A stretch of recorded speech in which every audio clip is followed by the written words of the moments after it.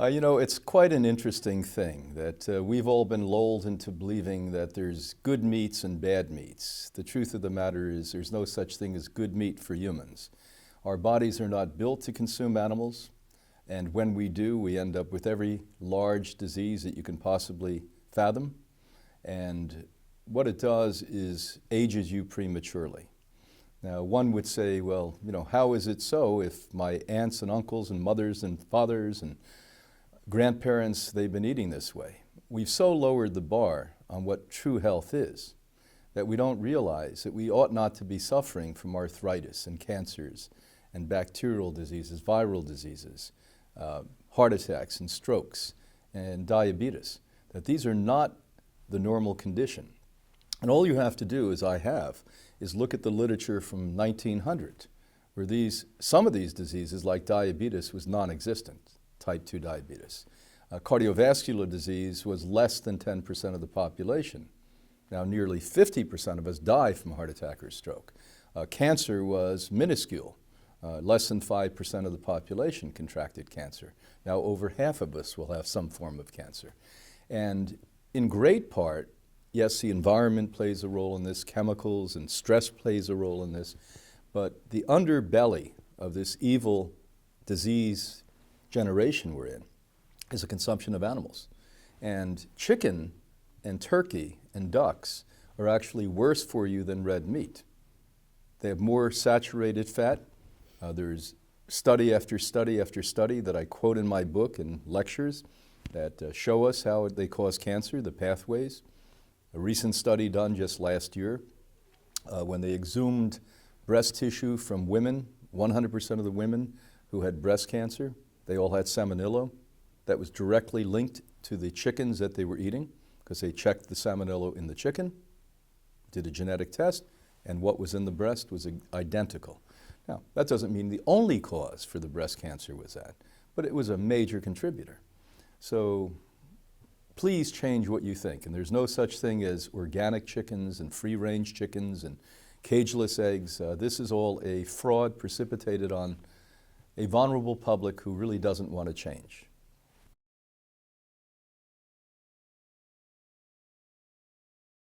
Well, if I had to compare red meat to chicken, it's like death or death.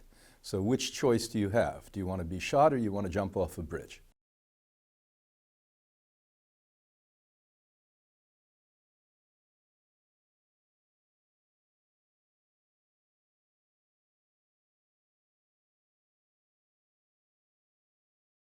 When you look at the work I did a number of years ago on exposing fish and fish oil, and then all of the studies, the hundreds and hundreds of studies that I peruse and read and contemplate over, in most cases, 2 to 3 years before I pen the books, there's different reasons that each of these are non-foods for people. In the case of aquatic life, globally, I don't care where it is, I don't care if it's in what they call the pristine part of Alaska or the North Sea, all of that has been debunked by factual research, scientific research. The entire planet is contaminated, and every fish tested, not only has the notorious mercury in it that everyone knows about and has known about for a long time. Since I was a boy, they spoke about that, but also plastics. Every fish has plastic in it. Every fish has pharmaceutical drugs in it that now pours into the oceans, because when they manipulate the chemistry to create a pharmaceutical drug, it doesn't break down organically. So it may take up to 50,000 years to break down. So when you flush the toilet, it goes into the aquifer, into the rivers, lakes, streams, and dumps into the ocean. One of the wonderful studies that I did years ago was to look at what was happening on the west coast of Florida, where dolphins and sharks and whales were beaching themselves by the dozens. And first it was thought to be sonar from the Navy submarines. When they did autopsies, it was Prozac. It had so confused the brains of these creatures that rather than going out to sea at high speed, they turned and went onto the shore and beached themselves. So that has an entire segment of why we don't want to eat it going on, and much more, radioactivity, and we could spend an hour on that subject.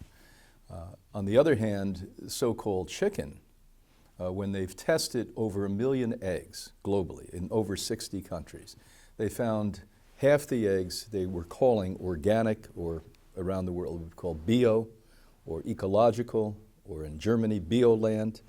90% had Salmonella or E. coli, or both Salmonella and E. coli on it.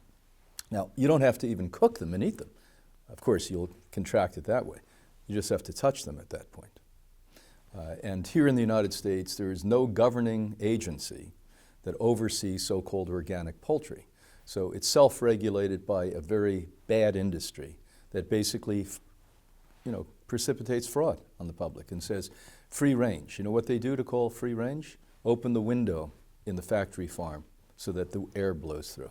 Same cages. Matter of fact, yesterday I made a presentation here at The Real Truth About Health showing a factory farm that, by the way, was called free range. In the cageless eggs, the poor chickens are walking on top of one another, and the poor babies at the bottom, the chickens at the bottom, die of ammonia poisoning. And there's an average of a 15% increase in deaths in cageless egg factory farms, and you and everyone else thinks that it's a more humane way. There's no humane way to kill. It's either you kill or you don't kill, and there's no humane way to do it. So to compare bad and bad is a difficult thing. Take your choice of how you want to get sick, and don't buy into the fraud that the only place you get proper omega oils is fish. Where the fish gets the omega oil is called algae. So what we have been teaching ever since 1956 is you eat plants, you go to the source. If you want protein, where does a steer get protein? From the grass. Where does a fish get the omega oil? From the algae. Where does a chicken get the protein? From the grass. And so cut the middleman out. This is just a big business, an international business. And by the way, it's only 40% of the world's population that buys into this, because 60% of the world's population primarily live on a plant-based diet. And you don't have to be a scientist to recognize that in the countries where they consume little to no animal-based foods, they don't have the diseases we have in the developed world where we consume mostly animal-based foods.